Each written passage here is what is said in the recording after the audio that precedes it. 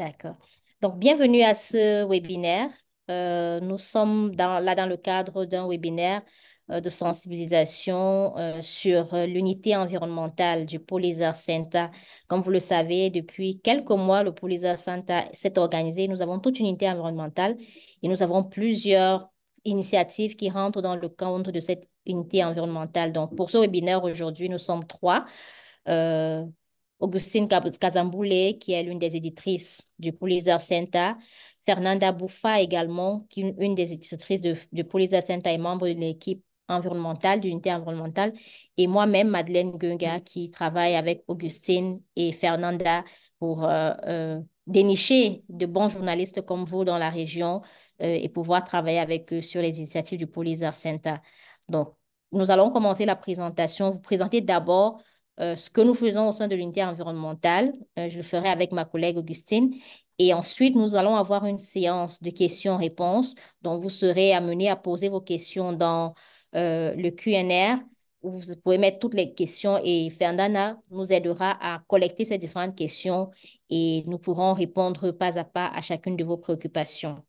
Donc, sans plus tarder, alors, c'est quoi le Pulitzer Center et comment est-ce que nous travaillons sur cette unité environnementale? Alors, l'objectif de l'unité environnementale qui a été mise au sein du Pulitzer Center, c'est, comme le veut toute la mission du Pulitzer Center, promouvoir cette capacité-là qu'ont les articles à rendre pertinentes des questions complexes et à inspirer des actions. En d'autres termes, au sein du Pulitzer Center, nous voulons amener les journalistes ou bien dénicher ces journalistes qui peuvent venir avec des sujets peu médiatisés et les traiter de façon pertinente et de façon profonde pour impacter la société, pour permettre au public de mieux comprendre ces questions-là qui sont d'ordre complexe. Et nous mettons vraiment l'accent sur des thématiques qui ont un caractère systémique, donc qui ne s'arrêtent pas à une seule petite localité. Et nous avons une approche qui va de cette capacité-là à renforcer les capacités des journalistes donc, à fournir des ressources, à les accompagner avec des ressources et toutes les formations nécessaires pour produire des articles de qualité. Ces articles de qualité-là, nous les utilisons après pour faire des activités de sensibilisation. Nous aurons l'occasion de parler de ces activités de sensibilisation tout à l'heure. Donc, les activités de sensibilisation, c'est permettre aux articles de toucher le plus grand public. Vous pouvez avoir des articles de nos boursiers qui seront utilisés pour faire des sensibilisations dans les écoles, qui seront utilisés pour faire des émissions de débat dans les radios ou dans les chaînes de télévision. Donc, nous allons de bout en bout dans le processus, de l'idée de l'article à la production d'un article de qualité et puis à l'utilisation de cet article pour sensibiliser un plus grand nombre de personnes sur les thématiques concernées. Donc, prochaine slide. Alors, dans l'unité environnementale, nous sommes une équipe de plusieurs journalistes et nous avons cinq sujets, cinq thématiques clés que nous traitons. Donc, cette thématique clé ne concerne pas seulement l'unité environnementale, mais pour tout le Pulitzer Center. Et nous avons mis l'accent sur le climat et l'environnement qui fait partie des thématiques au sein de l'unité environnementale. En dehors des thématiques au sein de l'unité environnementale, nous avons des thématiques comme paix et conflit, des articles portant sur la paix et le conflit, des projets portant sur la santé mondiale, donc ça peut être la santé en Afrique ou dans notre pays, dans le monde. On a également des thématiques liées aux droits humains, des articles portant sur les questions de droits humains, de droits des communautés. C'est des articles qui nous intéressent, des axes qui nous intéressent. En outre, nous avons également tout un programme sur l'information et l'intelligence artificielle avec un programme de bourse sur la question. Donc, voilà les cinq axes prioritaires sur lesquels le Pulitzer Center travaille en termes de thématiques qui nous intéressent et pour lesquelles vous pouvez envoyer des propositions. Alors, à côté de cette thématique, prochaine slide, Fernanda. Nous privilégions vraiment le fait que les journalistes puissent venir avec une approche innovante. Alors, une approche innovante pour nous, c'est vraiment venir avec un sujet non seulement qui est peu médiatisé, mais avoir un nouvel angle que vous voulez aborder et de nouveaux outils qui vous permettent de mieux le traiter par exemple, des outils de data visualisation, par exemple, des meilleures qualités d'image en termes de photos, tous ces éléments-là qui permettent d'illustrer un article, de le rendre plus digeste au niveau du public. Et nous nous intéressons aux journalistes indépendants comme aux médias. Ça veut dire que vous, en tant que journaliste indépendant, vous pouvez postuler avec un projet, une idée de projet, une idée d'article au Pulitzer Center, tout comme en tant que journaliste au sein d'une rédaction, peut-être rédacteur en chef, vous pouvez envoyer la candidature de votre média. Donc, je prends un média, je ne sais pas, en Côte d'Ivoire, intéressé par les bourses du Pulitzer Center, veut produire une enquête de qualité et n'a peut-être pas suffisamment de ressources pour le faire. Le média également peut postuler, tout comme le journaliste. Donc, c'est les différentes catégories. Ça peut être des médias communautaires, ça peut être des médias locaux ou également des médias nationaux. Et et dans les différents appels à candidature, nous insistons sur le fait que les médias, comme les journalistes qui postulent, pensent à comment est-ce qu'ils vont distribuer l'article, comment est-ce qu'ils vont faire à ce que l'article touche un plus grand public. Alors, parlons de nos bourses. Quelles sont les différentes bourses que nous avons au sein du Pulitzer Center? Alors, nous avons deux principaux programmes de bourses. Nous avons des bourses. Alors, nos bourses se passent comment? Au sein de l'unité environnementale, nous avons deux bourses et ces bourses sont euh, d'une durée d'un an. Ça veut dire que pendant un an, le journaliste qui est retenu pour la bourse doit travailler sur un sujet d'enquête avec lequel il a postulé lui-même. Donc, c'est lui-même qui vient avec le sujet sur lequel il a un minimum un maximum d'informations préliminaires. Il postule avec et s'il est retenu, pendant un an, il va consacrer tout son temps à réaliser cette enquête-là. Et durant l'enquête, nous mettons l'accent sur la collaboration parce qu'il ne sera pas seul dans le réseau. Nous avons deux réseaux là, le réseau Rainforest Investigation Network et le réseau Ocean Reporting Network. Ça, ce sont les deux réseaux du Pulitzer Center qui font partie de notre unité environnementale. Donc, un réseau qui enquête sur les forêts tropicales, le bassin du Congo, l'Amazonie et l'Asie du Sud-Est, et un autre réseau qui enquête sur toutes les questions liées aux océans. Dans chacun de ces réseaux, nous avons chaque année environ 8 journalistes qui sont sélectionnés. Chacun vient avec son projet et pendant l'année, il doit collaborer avec les collègues, les journalistes qui sont membres du réseau ou des journalistes d'ailleurs pour faire des enquêtes transfrontalières ou alors pour rendre son sujet beaucoup plus intéressant et que son sujet ait une dimension plus globale. Et dans le cadre de cette bourse également, nous donnons un appui à la recherche parce que nous avons toute une équipe de données et de recherche qui accompagne le journaliste de bout en bout à dénicher les informations cachées en ligne, à trouver des informations cachées dans des plateformes payantes, peut-être des informations commerciales sur le bois ou bien sur la pêche. Ces informations-là, nous avons accès à des bases de données qui nous permettent d'accompagner le journaliste à ce niveau-là. Également, nous avons la possibilité de donner nous formons également des journalistes à l'exploitation des images satellitaires, l'exploitation des données pour avoir des articles à la fin qui seront beaucoup plus scientifiques et bien documentés. Et à côté de ce type d'appui-là, nous avons également des partenariats interdisciplinaires. Donc, de temps en temps, nous invitons des experts de différentes corps de métier, de différents thèmes et viennent échanger avec des journalistes pour éveiller leur attention sur un aspect spécifique de leur investigation et trouver des axes sur lesquels ils peuvent travailler. Donc, pour détailler un peu au niveau de l'appui que nous offrons aux journalistes, euh, comment se passe la bourse de façon concrète? L'appui consiste à avoir tout au long de l'année ce qu'on appelle l'heure des données.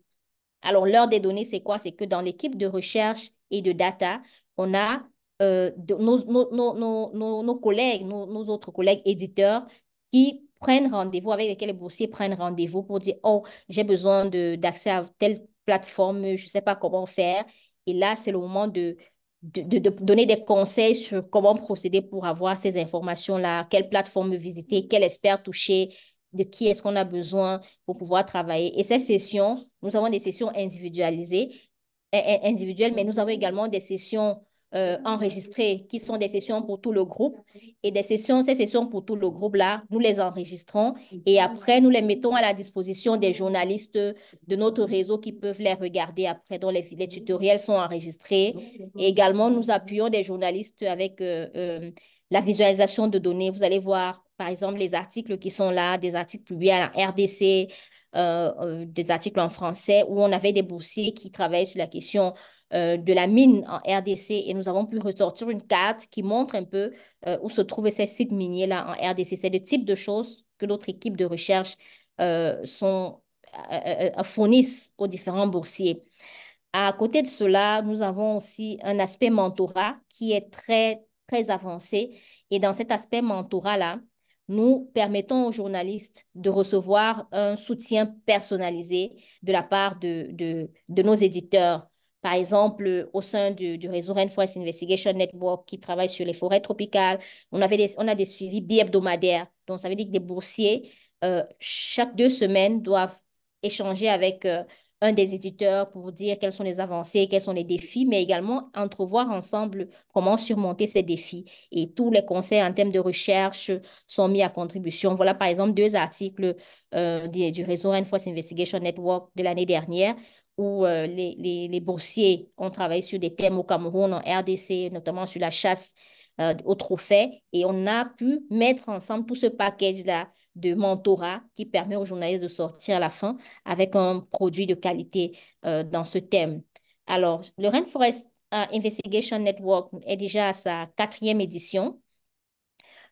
C'est le premier réseau de l'unité environnementale du Pulitzer Center. Donc, nous sommes à la 4e édition. Et à cette 4e édition, nous avons pu avoir, avec à 4 ans, donc passant parvenu à la 4e cohorte, nous avons déjà pu recruter 48 boursiers, dont chacun d'un an. Il y a des bourses qui ont été renouvelées quelques fois.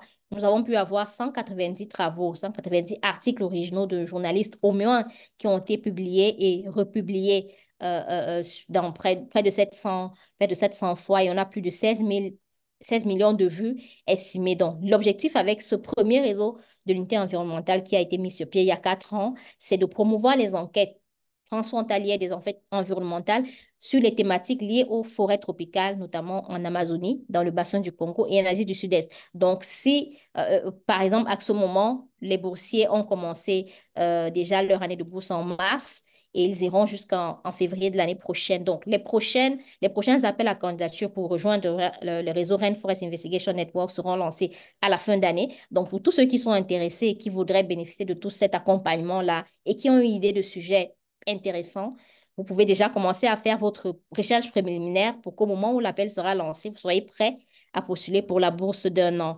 À côté du réseau Rainforest Investigation Network, je l'ai dit, l'autre réseau, l'autre nouveau bébé de l'unité environnementale, c'est l'Ocean Reporting Network. Donc là, c'est le tout nouveau-né qui est né il y a un an. Les boursiers de la première édition, vous voyez des images. Là, on avait des boursiers également qui venaient de l'Afrique. Et les différents thèmes portent sur la pêche illégale, les questions liées au plastique, donc tout ce qui est défis liés aux océans, ouverture de faits liés aux océans d'un point de vue enquête, c'est éligible pour l'Ocean Reporting Network. Donc, et là, actuellement, nous avons un appel à candidature qui a été lancé pour recruter la deuxième vague. Je vous ai dit que c'est le nouveau bébé dont là, on a lancé l'année dernière. Et la nouvelle vague, l'appel à candidature pour recruter les nouveaux boursiers du réseau Ocean Reporting Network est en cours. Vous allez voir sur les slides, là, nous avons déroulé les dates. On a lancé l'appel le 2 avril et les journalistes, donc vous avez jusqu'au 26 mai pour envoyer votre candidature pour, si vous êtes intéressé par le réseau Ocean Reporting Network, qui fonctionne exactement comme je l'ai dit, avec tout le support éditorial dont vous pouvez avoir besoin. Les entretiens pour ceux qui auront postulé seront entre juin et juillet et le début de l'année de bourse sera en août. Donc, ça ira d'août 2024 à fin juillet 2025 pour ceux qui seront retenus. Donc, je vais passer à ma collègue Augustine qui va vous parler des différents grants dans des programmes de courte durée que nous avons toujours au sein de l'unité environnementale. Bonjour Augustine. Bonjour Madeleine, merci à tous d'être là, d'avoir répondu à notre invitation. En fait, après avoir suivi tout ce que Madeleine a dit sur nos bourses, nous avons aussi d'autres opportunités au sein de Pulitzer. Il s'agit notamment des subventions ou des grants. Ça, comme Madeleine l'a si bien défini, là, ce sont des subventions de courte durée. Et pour ces subventions, nous les faisons, il n'y a pas de délai. Et nous couvrons tous les coûts liés à la production des articles. Pour ça, nous avons besoin des plans de distribution, comme Madeleine l'a dit, qui sont solides, qui sont aussi stratégiques. Et bien entendu, nous encourageons la collaboration, nous encourageons l'utilisation des données et aussi des approches innovantes. Slide, OK. Alors, pour le nouveau bébé, c'est pour le projet sur les océans, à part la bourse, nous avons aussi des subventions, c'est-à-dire les fonds qu'on peut accorder, attribuer pour la production de reportages de courte durée. Alors, les principaux thèmes qui intéressent ce projet, c'est notamment les impacts. Donc, nous avons les impacts climatiques. Donc, lorsque vous venez avec un sujet qui touche aux impacts climatiques, ça nous intéresse.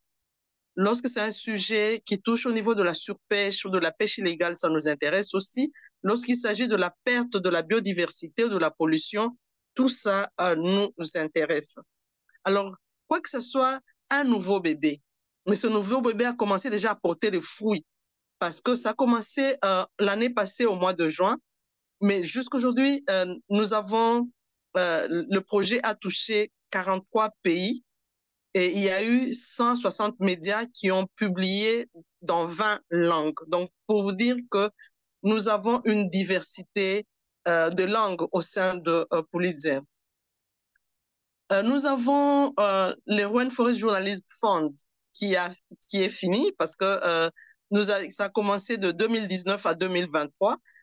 Et là, nous voulons juste vous montrer que le Rainforest Journalist Fund, en collaboration avec le RIN, les boursiers, il y a une collaboration parce que nous encourageons la collaboration. Il y a eu aussi ce genre de collaboration entre les boursiers et les bénéficiaires de nos grants.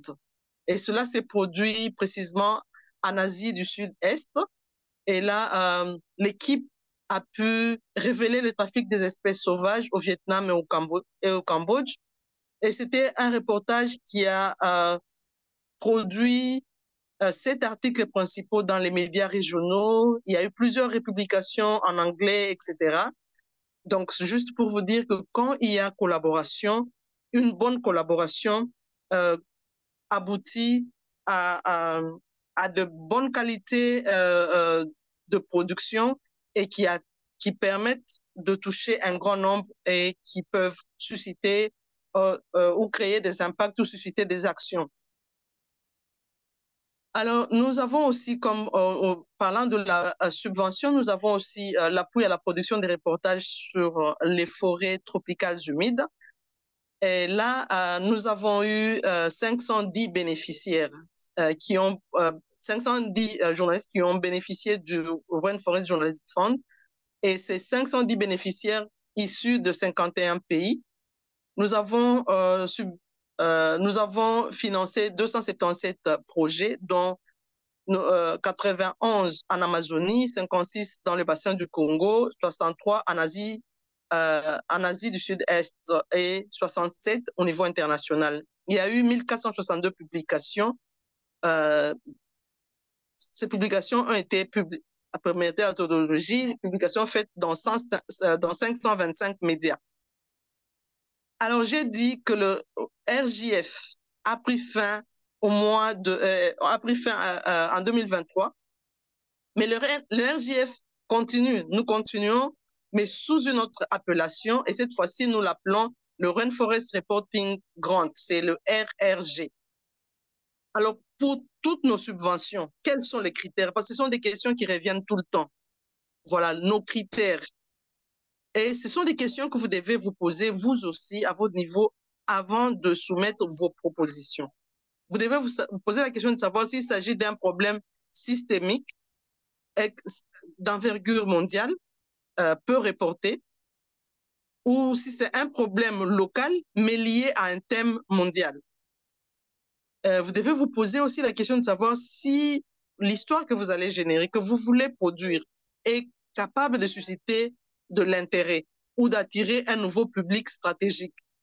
Et nous aussi, on aimerait savoir qui raconte l'histoire. Fernanda, prochaine slide.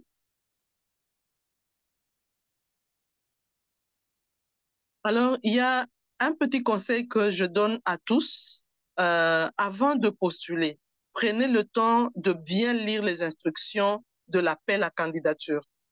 Prenez aussi le temps de bien préparer votre candidature parce que nous disons que c'est un projet qui se fait tout le long de l'année. Donc, prenez le temps de bien préparer votre candidature.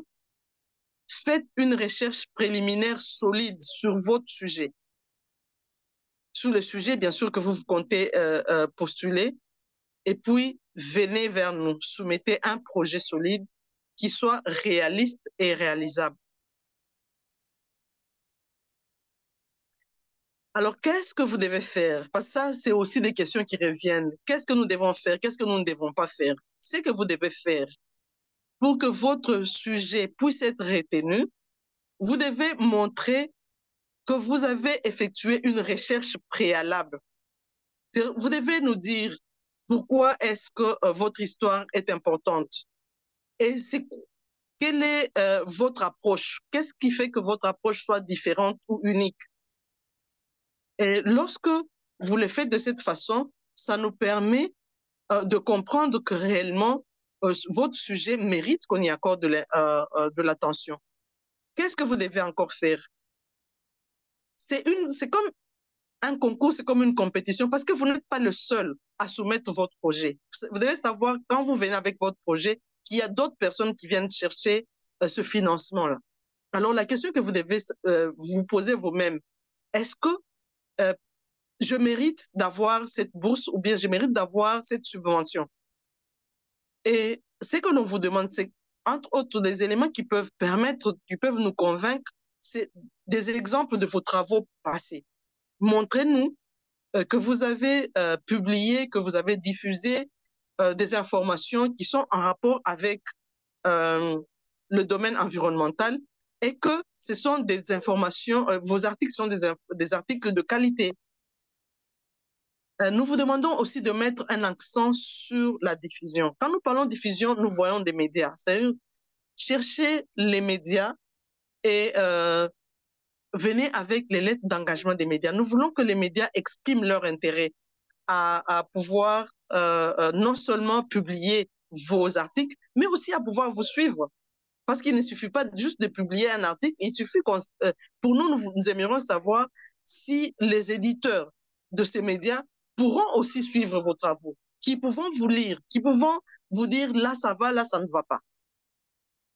Et que vous puissiez aussi, parce que nous parlons de la diffusion, penser à des stratégies multiples, des plateformes multiplateformes. C'est que vous puissiez venir nous dire, OK, je pourrais aussi publier mon article sur telle ou telle autre plateforme.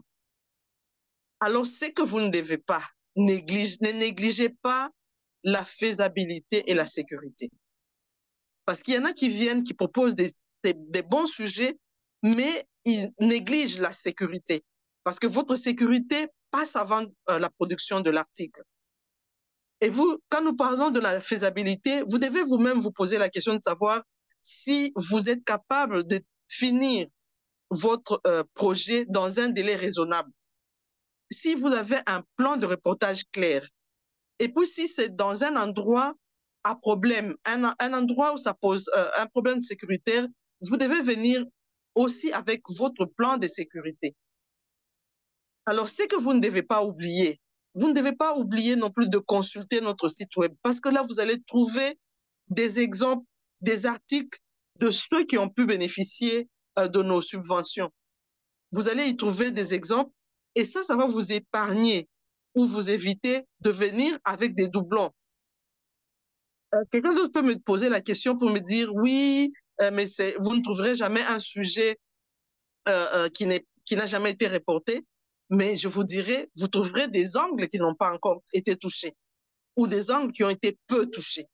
Donc, c'est en lisant aussi les autres que vous pourrez trouver des angles qui n'ont pas été touchés et vous allez vous lancer sur ces angles-là. Alors, à ne pas oublier aussi de détailler votre budget. Et vous devez savoir qu'il y a des rubriques que nous ne finançons pas, par exemple le salaire, mais il y a des rubriques que nous prenons totalement en charge. Il s'agit de votre voyage, l'hébergement, les traductions, etc. Fernanda, est-ce qu'on peut passer? Alors, nous, nos engagements, parce que vous allez nous dire, oui, vous nous demandez beaucoup de choses, et vous, qu'est-ce que vous faites? Nous, nos engagements envers vous, nous nous engageons à communiquer de manière ouverte et fréquente, à respecter votre indépendance éditoriale. Et nous sommes disposés à vous mettre en contact avec les ressources ainsi que le réseau du Pulitzer Center. Et nous sommes prêts à promouvoir votre travail, à vous mettre en contact avec des programmes de sensibilisation pour les élèves allant de la maternelle jusqu'à l'université. Ça, nous pouvons le faire. Ce sont nos engagements envers vous.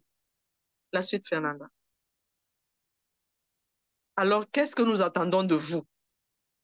Ce que nous attendons de vous, c'est que vous puissiez aussi avoir une communication ouverte, maintenir vraiment une communication ouverte et régulière tout au long du processus. Et que vous puissiez publier des articles de fond qui soient bien documentés. Que vous puissiez publier des articles qui contiennent des photos, des vidéos de qualité. Je vais m'appesantir un peu ici parce que nous parlons Afrique. Il arrive souvent quand on cherche des photos, des vidéos de qualité sur l'Afrique, on trouve que ce sont des photos ou des vidéos de qualité qui ont été produites par d'autres journalistes sur l'Afrique. Nous aimerions aussi avoir des photos et des vidéos de qualité produites par les Africains, et c'est possible. Et parce que nous encourageons des collaborations, nous encourageons des collaborations. Vous pouvez collaborer avec des photographes ou des producteurs vidéo professionnels qui puissent vous aider à obtenir des bonnes photos de qualité, qui puissent vous aider à obtenir des vidéos de qualité. Ça, nous encourageons aussi. Fernand, à la suite. Et voilà. Donc, pour avoir tout ce que nous avons au niveau de notre unité environnementale et au niveau du Pulitzer, parce qu'il y a, je dirais, il y a beaucoup d'opportunités, je vous invite à aller sur notre site. Ainsi, vous aurez toutes les informations possibles sur les bourses et sur nos subventions. Et je vous remercie. Et si vous avez des questions, n'hésitez pas de les mettre dans le chat. Ça va permettre à ce que Madeleine et moi, nous puissions y répondre. Et Fernanda est là aussi. Elle pourra y répondre. Merci. Merci beaucoup, Og et Madeleine, et merci à tout le monde qui a déjà envoyé beaucoup de questions. Donc, on va commencer à répondre. La première question, c'était de Peggy, et elle voudrait savoir quel est un exemple d'une approche innovante dans le journalisme. Et ça, c'était pour Madeleine, s'il te plaît. D'accord. Merci Fernanda et merci également à Peggy pour la question. Pour parler d'approche innovante, vraiment, j'aimerais qu'on puisse voir ça de façon la plus simple possible. La première innovation, ce serait l'angle que vous voulez aborder. C'est ça d'abord la première innovation sur le sujet. On parle d'environnement, on parle de changement climatique, on parle de déforestation, mais c'est très grand, c'est très vaste. Quel est l'angle spécifique et original? Donc, l'originalité d'abord de l'angle que vous proposez, c'est la première innovation. La deuxième chose, c'est sortir de la façon traditionnelle de faire le reportage pour embrasser tous ces nouveaux outils-là que nous avons à notre portée. Augustine a mentionné tout à l'heure la nécessité de collaborer avec un photographe. On le sait. Pour avoir nous-mêmes travaillé dans les médias sur le continent et pour avoir écouté beaucoup de journalistes parler des challenges, des défis à la production d'articles de qualité sur le continent, c'est que parfois, dans certains médias, on est en même temps journaliste, on est en même temps caméraman, donc on prend les vidéos, on prend les photos, on fait tout soi-même. Innover aussi voudrait dire, est-ce que j'ai autour de moi un bon photographe, un bon caméraman qui peut nous prendre très bien le son, qui peut prendre une belle photo, qui peut prendre des photos qui m'aident à raconter mon histoire parce que je suis le journaliste, je sais écrire, je sais penser le texte. Et comment trouver quelqu'un qui peut travailler avec moi pour faire de belles photos, de belles illustrations ou pour faire un bon montage audio qui sera captivant. L'autre aspect de la collaboration, de l'innovation peut être ces données-là. Aujourd'hui, avant, on allait sur le terrain et on se contentait d'interroger deux ou trois personnes pour raconter une histoire. Mais aujourd'hui, avec Internet et tout ce que ça offre comme possibilité d'avoir accès aux informations, d'avoir accès aux experts qui ne se trouvent pas forcément sur le continent, ou qui sont sur le continent, mais qu'on ne connaissait pas, c'est une grande opportunité pour nous, journalistes, d'innover en allant fouiller en ligne pour voir qu'est-ce qui a déjà été dit par des scientifiques sur le sujet que je veux aborder. Quel est le scientifique qui peut me donner un élément nouveau qui me permet de mieux raconter mon histoire? Tout ça, c'est autant d'éléments qui vous permettent d'innover, d'avoir un texte innovant. Et vous pouvez également faire l'innovation en travaillant avec des gens qui font dans l'analyse des données, la visualisation de données. Vous n'avez peut-être pas de compétences en tant que journaliste, mais vous avez quelqu'un qui va vous faire de belles cartes, qui va vous faire un montage audio qu'on écoute et on a l'impression qu'on est en forêt. Autant de choses, c'est autant de choses qui font partie de ce que nous appelons innovation. C'est pour ça que je disais de le voir simplement, mais de voir juste sortir de notre zone de confort pour aller vers quelque chose qui est plus attractif, plus captivant pour le public. J'espère avoir donné assez d'éléments. Merci beaucoup, Madeleine. Et une autre question pour Augustine. Gloria, elle demandait au sujet de la lettre d'engagement des médias, il faut un minimum, combien de lettres les journalistes ont postulé? Mhm. Merci beaucoup, Fernanda. Moi, je dirais, si par exemple vous proposez de publier dans 5 médias, nous aimerions recevoir les 5 lettres parce que c'est aussi une garantie et une sécurité pour vous. Parce que les médias disent, ils prennent la charge de pouvoir publier votre article. Mais ça nous rassure, nous, ça vous rassure vous aussi. Parce que quand vous serez sur le terrain, après avoir collecté tous vos éléments d'information, au moins vous saurez où est-ce que vous allez publier vos articles. Moi, je pense que autant de médias, si vous voulez publier dans 3 médias, proposez-nous 3 articles, 3 lettres d'engagement plutôt. Si vous voulez publier dans 5 médias, venez avec 5 lettres de ces médias-là, pour que l'on soit sûr que ces médias pourront publier une fois que vous aurez produit vos livrables. Merci, Og. Une autre question, qui c'était pour vous aussi, demande que la personne a l'impression qu'on ne travaille plus avec des articles de presse, mais on peut travailler aussi avec la télévision et les radios. Ah oui, très bien. Là, nous sommes en Afrique et nous parlons Afrique. Si nous travaillons avec tous les médias. Je pense que Madeleine l'a dit, c'est pourquoi je ne suis pas revenue sur ça. Nous travaillons aussi avec la télévision, la radio, la presse en ligne. Nous travaillons avec toute la presse et même ceux qui publient, qui impriment. Voilà. Nous travaillons avec tous les journalistes. Et donc, si vous êtes de la presse écrite, ouais, vous êtes le bienvenu. Vous êtes de la radio, vous êtes le bienvenu parce que nous savons bien que nos radios nous permettent de toucher un grand nombre d'auditeurs, un grand nombre de personnes. Donc, les radios sont aussi les bienvenus. Mais pour tout ceci, juste respecter la qualité et respecter tous les critères que nous vous avons communiqués ici. Merci. La prochaine à Madeleine, c'est combien de temps les journalistes disposent pour réaliser les projets? OK.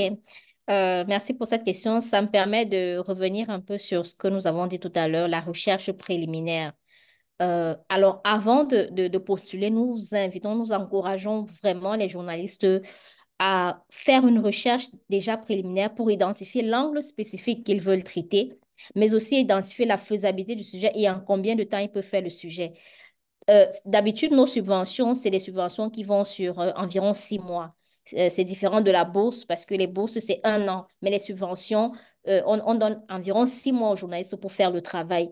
Mais nous aimerions voir dans la proposition du journaliste qu'ils viennent avec quelque chose de solide et nous disent, OK, la période de terrain, c'est tel moment. Et après, au bout du 2e mois ou à la fin du 2e mois, je serai en train de rédiger, je vais publier à tel moment. Donc, Or, pour avoir toutes ces réponses et postuler, il faudrait que le journaliste fasse des recherches préliminaires pour identifier la zone où il va aller pour faire ses descentes, de quel appui il aura besoin, de quel expert il aura besoin, qu'il puisse faire l'évaluation lui-même.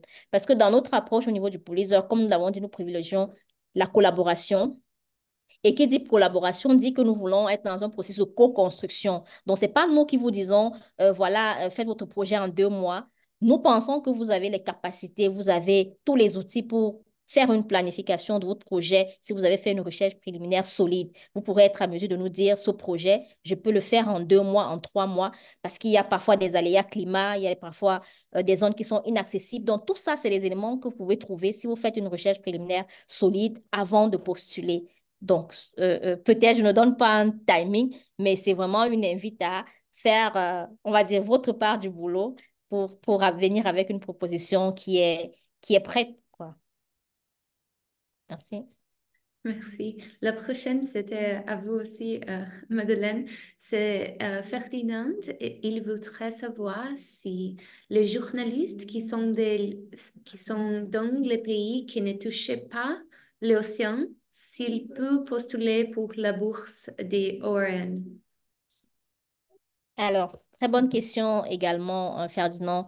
Euh, Ocean Reporting Network, c'est la thématique sur les océans. Et nous n'avons pas de restrictions sur qui doit postuler. Ce que nous regardons, comme Augustine l'a dit dans les critères, même pour les subventions ou les fellowships, c'est le sujet que tu proposes, est-ce que tu es le meilleur candidat pour faire ce sujet? Et pour déterminer si tu es le meilleur candidat pour faire ce sujet, c'est tes travaux antérieurs. Même si tes travaux antérieurs ne sont pas sur la thématique des océans, en lisant tes travaux antérieurs, on peut voir que tu as l'habitude de faire des travaux de fond, des travaux de qualité.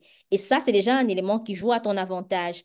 Si tu as l'habitude de traiter les questions environnementales aussi, ça peut t'aider, mais c'est surtout la qualité de tes travaux antérieurs et le sujet que tu proposes, comment est-ce que c'est en étroite collaboration avec la thématique des océans et c'est un sujet innovant. Donc, c'est un ensemble d'éléments que nous allons évaluer pour voir est-ce que ton profil et le sujet que tu proposes sont en accord, même si tu ne résides pas dans un pays où il y a des océans et que ton profil est intéressant, le sujet que tu proposes est intéressant, le plan de distribution est intéressant et tu as des travaux qui montrent que tu as la capacité de faire ce travail, nous allons te sélectionner. Donc, nous n'avons pas de restriction de pays. Si, par exemple, vous voulez proposer un sujet sur les océans qui concerne un pays qui n'est pas le vôtre, vous aurez des subventions qui vous permettront de faire le déplacement pour ce pays ou de collaborer avec des journalistes qui se trouvent dans ce pays pour faire votre sujet. Donc, ce n'est pas le lieu d'habitation ou votre pays qui nous intéresse, c'est vraiment votre profil et le sujet que vous nous proposez. Merci, Madi. La prochaine question, c'était à Augustine.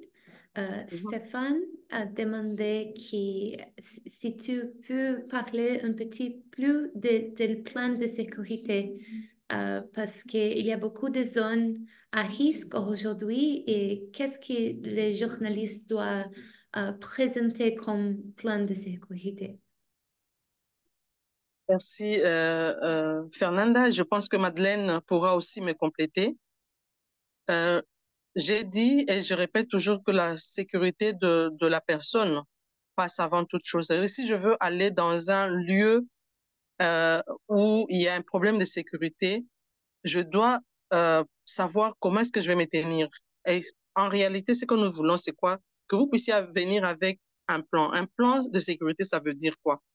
Quand je vais aller sur le terrain, quel est le média qui va me suivre?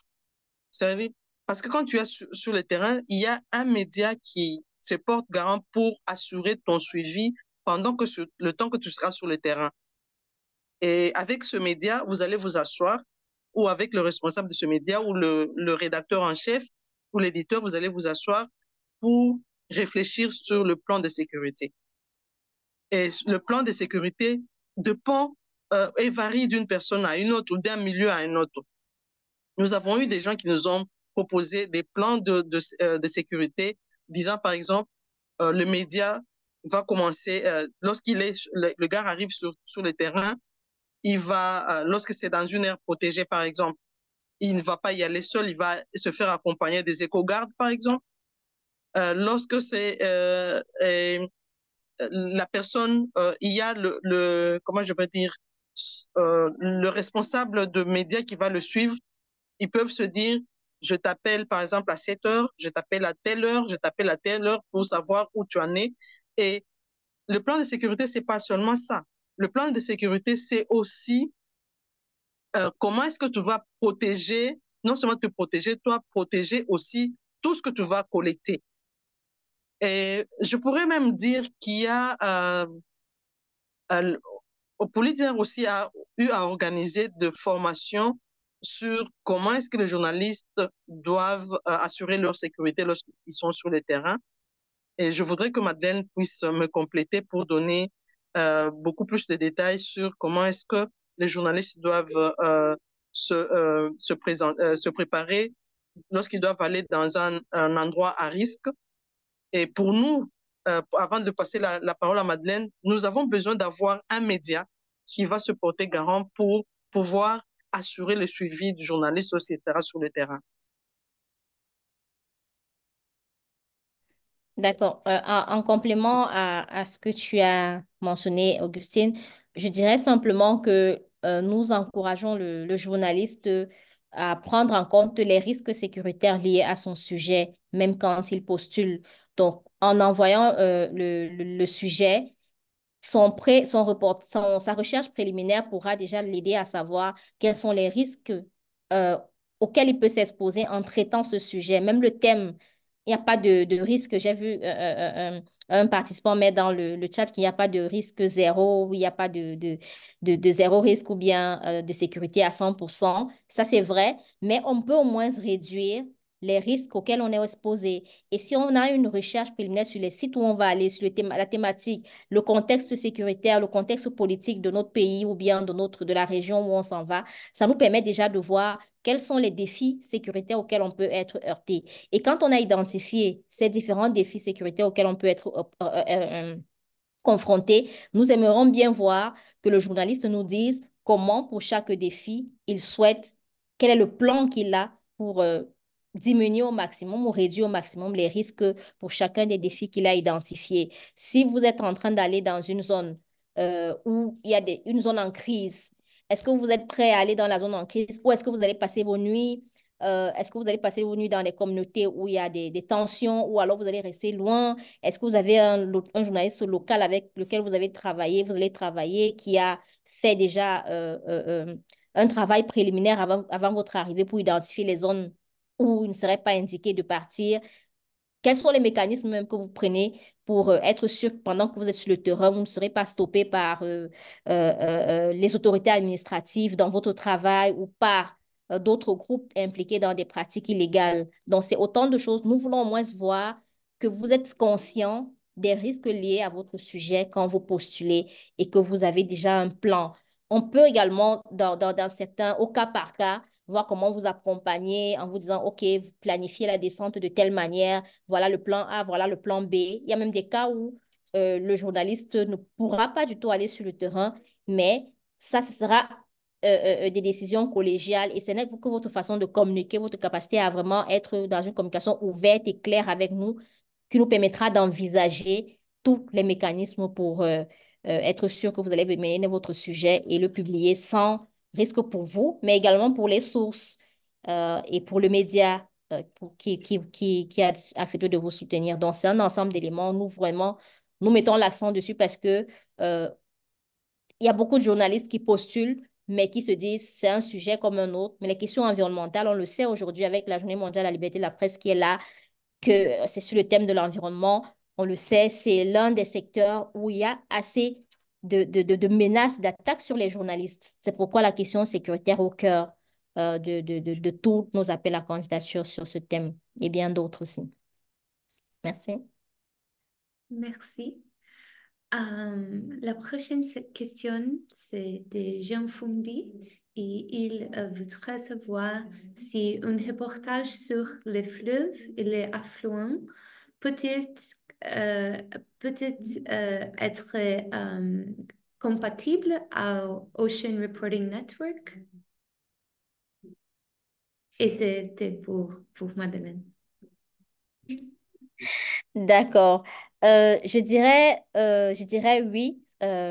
Et ce que je ferais davantage, c'est que j'inviterais nos journalistes à repartir sur l'appel à candidature que Fernanda a mis dans le chat déjà, je pense déjà 2 ou 3 fois, à ouvrir cet appel à candidature, à le lire posément. Augustine a dit, prenons le temps de lire posément. Toutes les réponses, je vous assure, sont dans l'appel à candidature, les thèmes, les axes sur lesquels nous travaillons.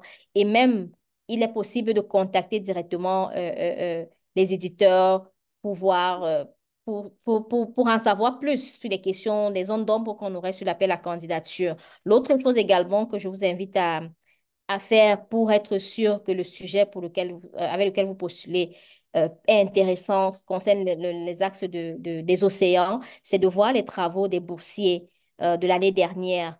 Il y a déjà plein de travaux. On a cité le nombre de travaux qui ont été publiés sur la question. En lisant les travaux sur le site Internet de Pulitzer qui portent sur la question des océans, vous allez avoir une panoplie d'idées et vous pourrez vous-même voir comment est-ce que vous mettez votre sujet pour qu'il cadre avec la thématique des océans.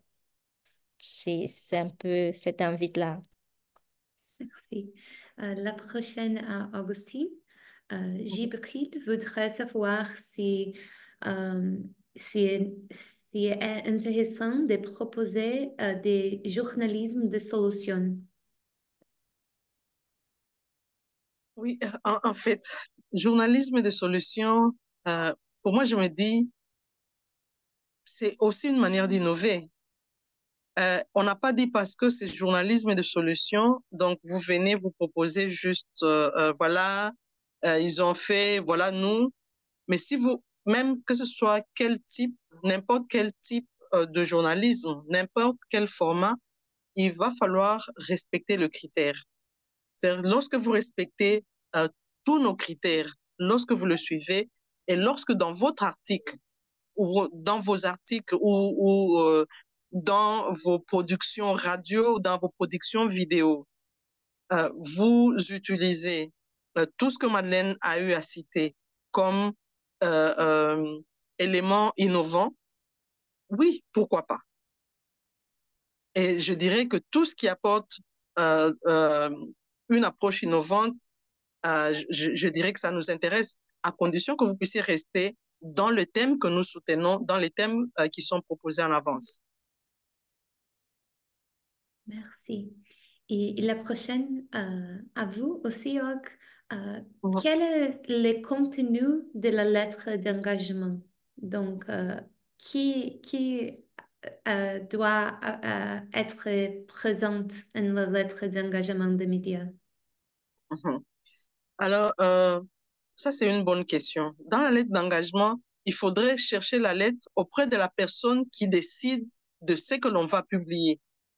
Je le dis ainsi parce qu'il y a eu des personnes qui sont venues avec des lettres d'engagement qu'ils ont obtenues, je ne sais pas, auprès, par exemple, d'une personne qui n'a pas le dernier mot dans les médias. Alors, dans la lettre d'engagement, c'est le média reconnaît. D'abord, pour qu'un média puisse vous donner une lettre d'engagement, c'est un média qui connaît la qualité de vos productions. Et donc, le média s'engage à publier vos livrables une fois que vous les aurez produits. Et le média est disposé à ce que lorsque nous, au sein de Pulitzer, nous avons des questions additionnelles, que nous puissions les contacter. C'est juste, c'est pas beaucoup de phrases, en fait, c'est très court. Et lorsque le média s'engage ainsi, mais là, nous, ça nous sécurise et euh, euh, ça nous met en confiance. Et même vous-même, ça vous sécurise. Juste pour ajouter sur le plan de distribution et les lettres d'engagement, on a dit Mhm. tout à l'heure que c'était important d'avoir un plan de distribution clair. J'aimerais juste signaler que le fait de dire ayez un plan de distribution clair et des lettres d'engagement ne veut pas dire qu'à la fin, on ait le même article qui est republié partout. Parce que c'est des choses qu'on a aussi constatées. Le journaliste va aligner 5, 6, 7 médias avec cette lettre d'engagement qui disent la même chose. On a l'impression parfois du copier-coller.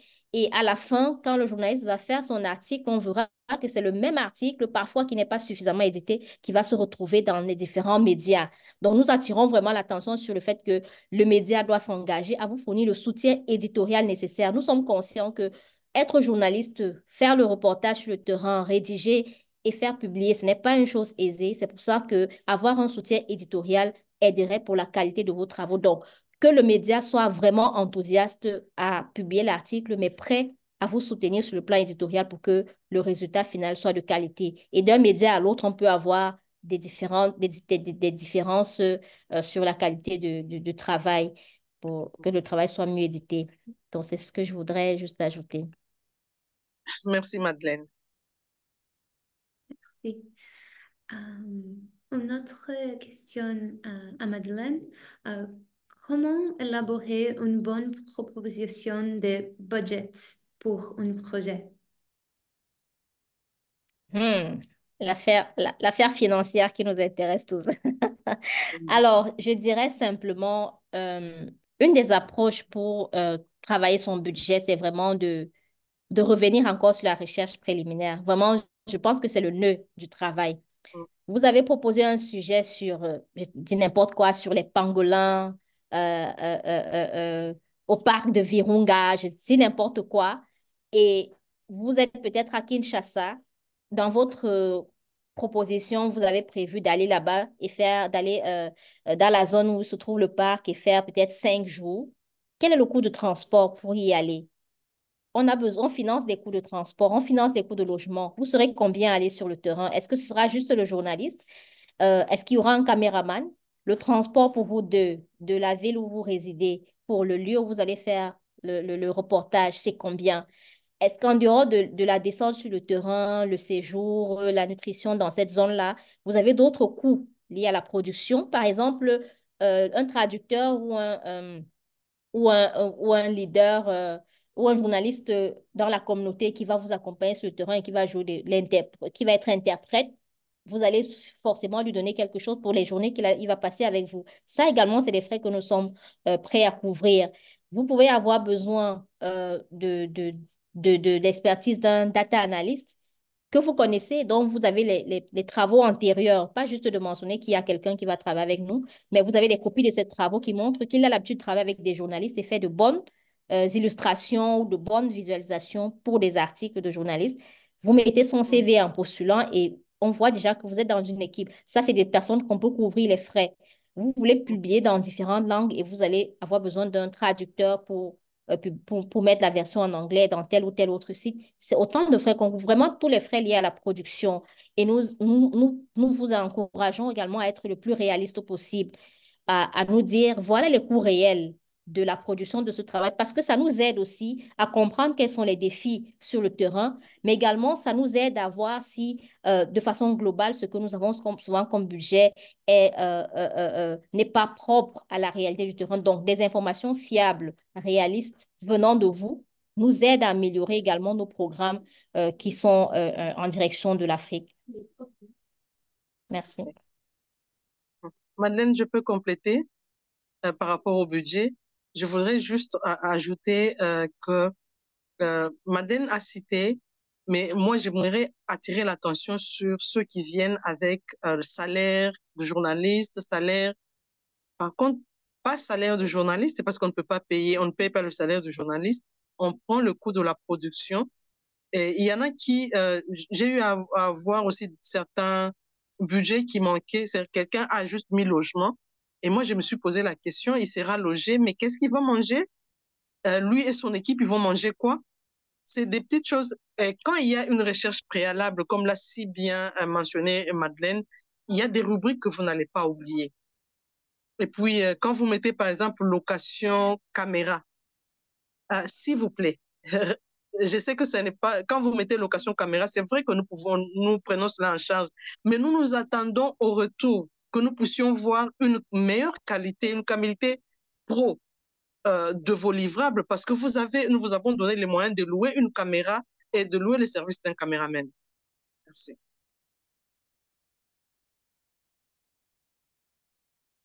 Merci beaucoup. Il y avait une autre question, peut-être à Madeleine, qui demande comment, comment, comment ça marche la mentorship con l'équipe de Pulitzer. Alors, Le mentorship au niveau des différents programmes de bourse. Donc, le mentorship, c'est beaucoup plus pour les programmes de bourse de longue durée qui vont sur un an. C'est que vous recevez le soutien éditorial pour la recherche de données. On a toute une équipe de données et de recherche qui vous guide tout au long du processus. Ça commence par un appel qui vise à savoir qu'est-ce que vous voulez faire, quel est votre sujet et quels sont les pistes que vous avez déjà pour trouver les données, quels sont les défis que vous avez pour trouver les données. Et l'équipe de recherche vous guide et vous dit, oh, est-ce que tu sais qu'il y a telle autre plateforme? Est-ce que tu as regardé telle autre plateforme? Est-ce que on peut te guider, on peut t'aider à quel niveau, de quel soutien tu as besoin pour trouver toutes les informations cachées dont tu as besoin? Ça, c'est un aspect du mentorat. L'autre aspect du mentorat, c'est vraiment euh, parcourir, passer le temps avec le boursier au quotidien parce qu'on a des groupes de travail. Vous connaissez toutes les plateformes de sécurité où les journalistes travaillent aujourd'hui. Avec Signal, on a des groupes où les journalistes communiquent régulièrement entre eux. On a une plateforme virtuelle de communication pour les différents boursiers, comme une salle de rédaction virtuelle pour les boursiers. Tous ces outils-là sont mis en place pour faciliter ce mentorat-là. Et le journaliste peut faire recours à un éditeur et lui dire, ah, je suis bloqué à tel niveau, ah, j'ai telle difficulté à communiquer avec mon éditeur ou le média avec lequel je suis en train de travailler, j'ai telle difficulté à planifier ma descente sur le terrain, voilà, tel, j'ai besoin de tel appui. Donc, c'est vraiment un soutien quotidien. On est comme une famille, je dirais, où le journaliste peut écrire à l'éditeur et lui dire, j'ai telle difficulté. Et si l'éditeur à qui il a contacté n'a pas les ressources nécessaires pour le faire, il rend compte aux collègues et tous ensemble, on essaie de réfléchir, de faire un brainstorm pour savoir comment est-ce qu'on peut mieux guider ce boursier pour que son projet se déroule dans des meilleures conditions et qu'il puisse produire des articles de qualité. Je vous invite vraiment à regarder nos initiatives Rainforest Investigation Network, Ocean Reporting Network. Vous allez voir les travaux des boursiers qui sont passés par ce type de mentorat-là. Merci. Merci. La prochaine, à Augustine. Quels sont des conseils pour des journalistes qui sont au matin de la carrière, mais qui voudraient postuler?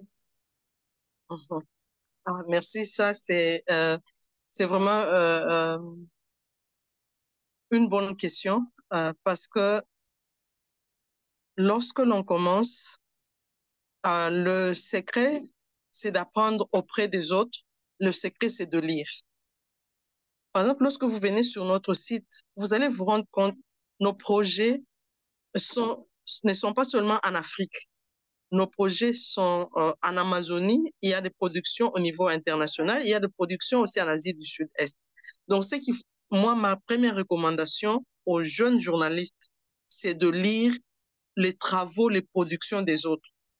Parce que c'est en lisant les productions des autres que vous allez arriver à comment je peux dire, vous allez arriver à trouver votre voie. Parce que quand on est à ses tout débuts, on est en train de se chercher. En lisant les travaux des autres, vous allez trouver un style qui vous plaît. Vous allez vous trouver un style qui va avec vous.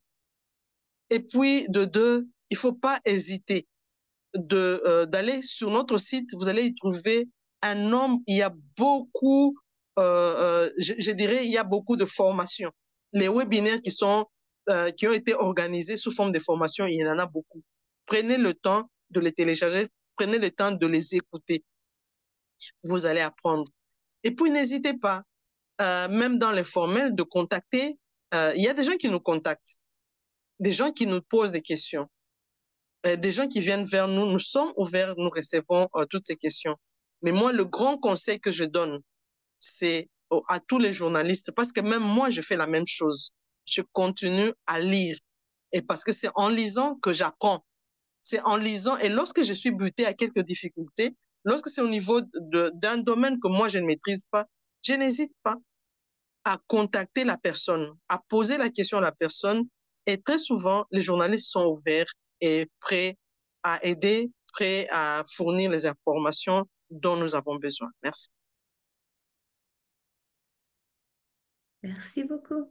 On a déjà répondu plus de 40 questions. Donc, Madeleine et Augustine, vous avez quelque autre chose à dire parce qu'on commence à dire adieu. OK. Alors, moi, Madeleine, je voudrais commencer, comme c'est Madeleine qui a commencé, elle pourra clore cette session. moi, je suis en train de m'adresser aux journalistes travaillant en Afrique. Nous avons besoin de relever aussi le niveau de nos productions parce que c'est comme je venais de le dire, que lorsque l'on cherche des belles photos, on cherche des belles vidéos qui viennent de l'Afrique, malheureusement, la plupart du temps, c'est des photos, des vidéos produites par le non-africain, ce sont nos collègues journalistes, mais nous aimerions aussi avoir des belles photos, des belles vidéos produites par des journalistes africains. Et Pulitzer vous tend déjà cette main parce que nous vous disons que nous sommes capables de vous accorder les fonds pour louer les matériels de qualité. Alors, si nous pouvons prendre cela comme un défi, ce serait que nous allons tous ensemble essayer de relever cette année. Ce serait vraiment une grande joie pour moi. Merci. Alors, je vais embrayer dans la même lancée qu'Augustine. Aujourd'hui, nous sommes en train de faire un webinaire en français. Je ne sais pas si vous vous êtes rendu compte, mais c'est une grande avancée. Beaucoup de journalistes de la région, vous nous avez contacté, Augustine, moi et tous les étudiants du Pulitzer pour dire vraiment, on a la barrière linguistique. Vraiment, les formulaires de candidature du Pulitzer sont en anglais. Vraiment, il faut postuler en anglais. Aujourd'hui, nous sommes en train de briser cette barrière et nous vous disons, nous vous tendons la main. Au niveau du Pulitzer, nous avons compris que voilà, euh, on a une grande partie en Afrique subsaharienne de journalistes qui n'arrivaient pas à postuler, tout simplement pour la barrière linguistique. Nous avons décidé donc de briser cette barrière et de dire, aujourd'hui, vous pouvez postuler en français. Vous allez le voir sur les différents appels à candidature, que vous avez la possibilité d'envoyer vos candidatures en français. Donc, il n'y a plus d'argument possible pour dire vraiment c'est inaccessible par rapport à la barrière linguistique. Préparez votre recherche préliminaire dans votre langue. Faites toutes les recherches. Envoyez votre pitch en français parce que comme vous l'avez vu, on a Fernanda, on a Augustine, on a moi, on a beaucoup d'autres éditeurs au sein du Pulitzer qui parlent aussi français et qui peuvent lire des candidatures en français. N'hésitez plus à cause de la barrière linguistique. Lancez-vous, mais venez avec quelque chose de solide parce que, comme Augustine l'a dit, nous voulons des candidatures solides qui peuvent également montrer qu'en Afrique subsaharienne, en Afrique, on a des journalistes de qualité. La preuve d'être là nombreux aujourd'hui pour nous suivre pour ce webinaire. Donc, merci beaucoup à vous. Peut-être Fernanda. Merci. Merci beaucoup à tout le monde. Je vais envoyer un email après avec des liens qui sont intéressants et merci. Bye bye. Bonne journée. Bye. Bye.